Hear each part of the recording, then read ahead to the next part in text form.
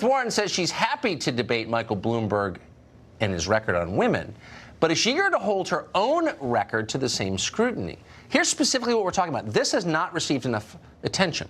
In the 1990s, Elizabeth Warren provided legal assistance to Dow Chemical while it was trying to limit payments to women poisoned by the company's silicone breast implants. And that wasn't the only case in which Elizabeth Warren worked on the side of a major corporate power against consumers. Again, you haven't read this piece in the Washington Post recently. Bill Jacobson, by contrast, is all over it. He's a professor at Cornell Law School and a very precise historian, we would say. He joins us tonight. Professor, thanks so much for coming on. Tell us about Elizabeth Warren's background siding with big companies against people.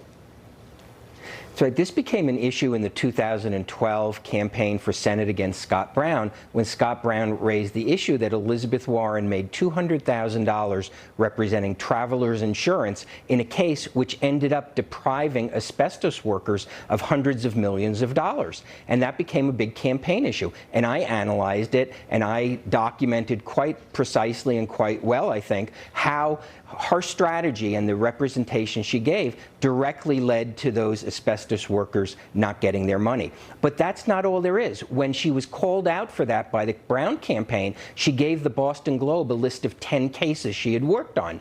It was a completely incomplete list, and this is a history that she has. And she left off that list, and I discovered at the time her representation of Dow Chemical to help deprive breast implant litigants of money. And she said, well, I was representing Dow Chemical, the parent company of the manufacturer, because I was trying to help the women get money. And that was, of course, ludicrous. And that's been demonstrated, and other newspapers recently have proven that. She also represented a aircraft manufacturer against a family who lost a loved one. She said she represented a large energy company, one of the biggest coal users in the Southeast, in trying to save a rural electric cooperative. In fact, it's well documented that her client was trying to liquidate the rural cooperative. So at every step of the way, she not only had a representation contrary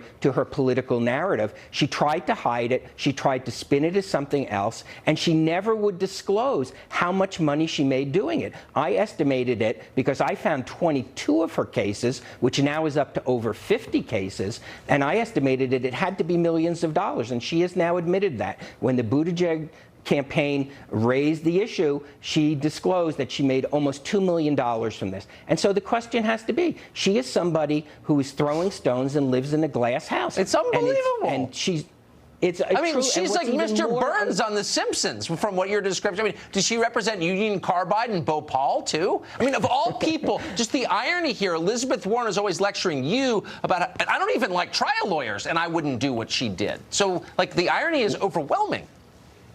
And the bigger irony and the bigger issue is no Democrats have called her out on it, just like they haven't called her out on her Native American deception, where she claimed to be Native American for employment purposes. Not a single Democratic candidate has raised that issue in any of the debates. No, and the question is why? No, yeah, because they're frauds. That's why. You know the answer, Professor. Thank you so much. It's funny. The media are so corrupt that we go to a law professor for real reporting, and I'm just glad you're there. Thank you for that. Thank you.